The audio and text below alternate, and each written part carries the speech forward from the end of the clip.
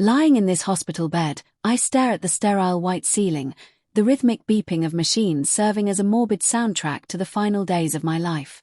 The tumor growing in my brain is a ruthless enemy, one I have no hope of defeating. I am dying. But before my time runs out, I find a grim sense of satisfaction in knowing that my unfaithful fiancé has received exactly what she deserved. 15 years ago, I was just another broke, desperate kid trying to survive. My parents had died in a car accident when I was still a teenager, leaving me with nothing but grief and a mountain of debt.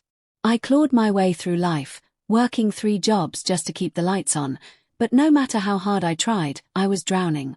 Then fate intervened in the most unexpected way. At the time, I was a janitor in a sleek, high-rise office building, a place where men in tailored suits made decisions that shaped the world while I scrubbed floors and emptied trash cans. One evening, while cleaning an executive conference room, I overheard a conversation about a major project. I don't know what possessed me to speak up, desperation, stupidity, or something in between, but I did. I offered an idea, a suggestion so bold it should have gotten me laughed out of the room. But instead, the CEO, Richard Kensington, turned to me with an expression of intrigue. Richard Kensington wasn't just rich, he was powerful, the kind of man who could buy and sell entire corporations on a whim.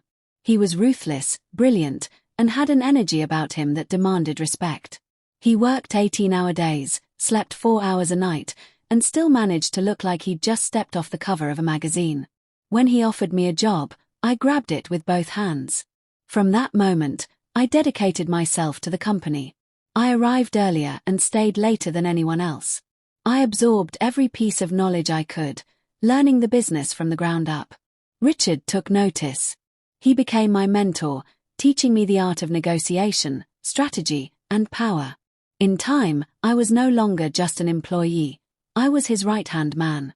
But he was more than just a boss. He became like a father to me, a role model I had long since lost.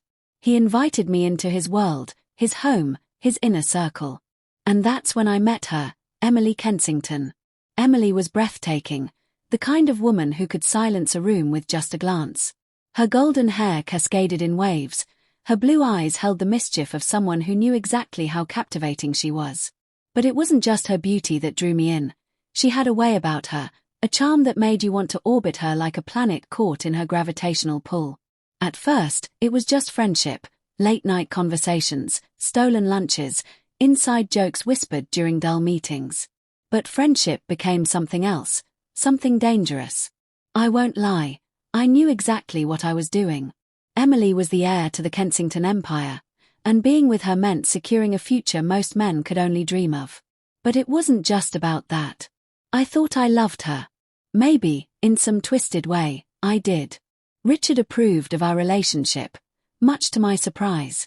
I expected him to be wary, protective, but instead, he welcomed it. Within a year, Emily and I were engaged, living in a penthouse Richard gifted us as a wedding present. Life was good, too good. Then, 6 months ago, everything unraveled.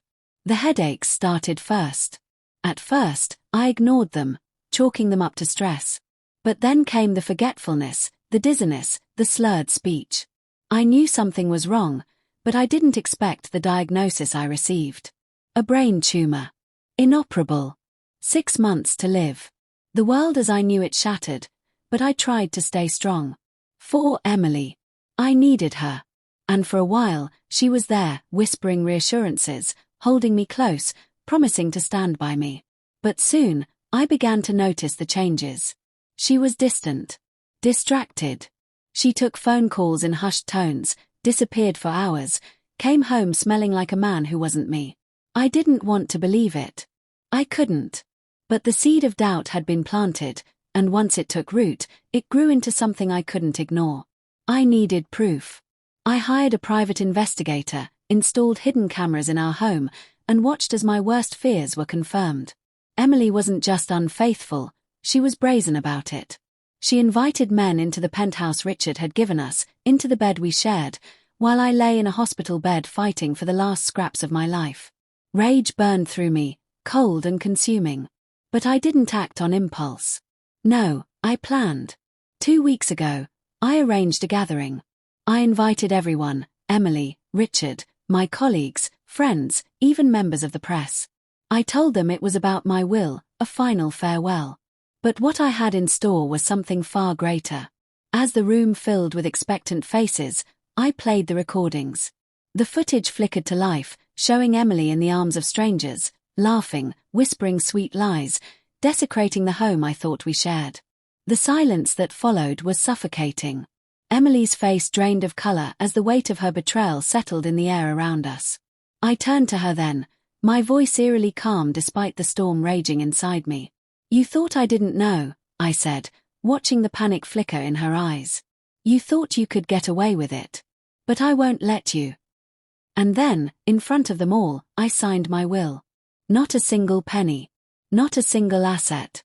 Not a single share of Kensington Enterprises would go to Emily. Instead, everything, every last cent, was donated to a charity I had created for men's mental health. Emily lost everything that day. And as I lie here now, waiting for the inevitable, I find a strange sense of peace. I may be dying, but I made sure the woman who betrayed me would spend the rest of her life knowing exactly what she threw away. Emily had nothing. The look on her face was priceless: shock, anger, humiliation. It was all there, written in every tense muscle and wide-eyed stare. But I didn't care. I had gotten my revenge. And as I lay here in this hospital bed, tethered to machines, my body weak and failing, I couldn't help but feel a sense of satisfaction. I may have been dying, but Emily Kensington had finally received what she deserved. That was enough. Or so I thought. Just when I had accepted that my story was over, fate threw me a curveball. The doctors, who had once delivered nothing but grim news, called me into their office with an expression I couldn't quite place. There was hesitation, but beneath it, something else: hope. They spoke of a new experimental treatment, one that had shown promise in cases like mine. It was untested, uncertain, and came with no guarantees. But it was a chance I hadn't had in months. I agreed without hesitation. Not because I was afraid to die, but because I wasn't ready to leave my mother behind. She had been my anchor, my unwavering constant in a life full of shifting tides. The thought of her grieving, of her burying the son she had sacrificed so much for, was unbearable. The treatment was brutal. Days turned to weeks, each one dragging by in an agonizing haze of nausea, exhaustion, and a pain so searing it felt as though my skull were splitting open. But through it all, my mother was there. She never left my side, holding my hand when the pain became too much, wiping my brow when fever took hold, whispering words of encouragement when I wanted nothing more than to give up. She reminded me of the boy I used to be, the fighter, the survivor, the one who had clawed his way up from nothing. And against all odds, the tumor began to shrink. The doctors were stunned. I was stunned. But my mother, she only smiled, pressing a gentle kiss to my forehead and whispering, "I always knew you were a fighter."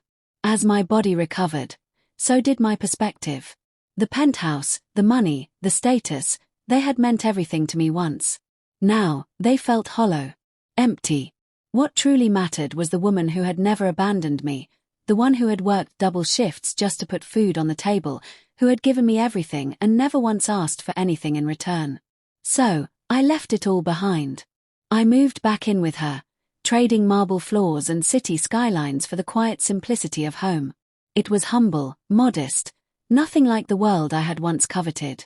But for the first time in years, I felt at peace. My days became filled with moments that had once seemed so insignificant. Cooking meals together, listening to her stories, laughing over old memories. She had a way of making even the simplest moments feel profound, as if life's true riches were found in love, not wealth.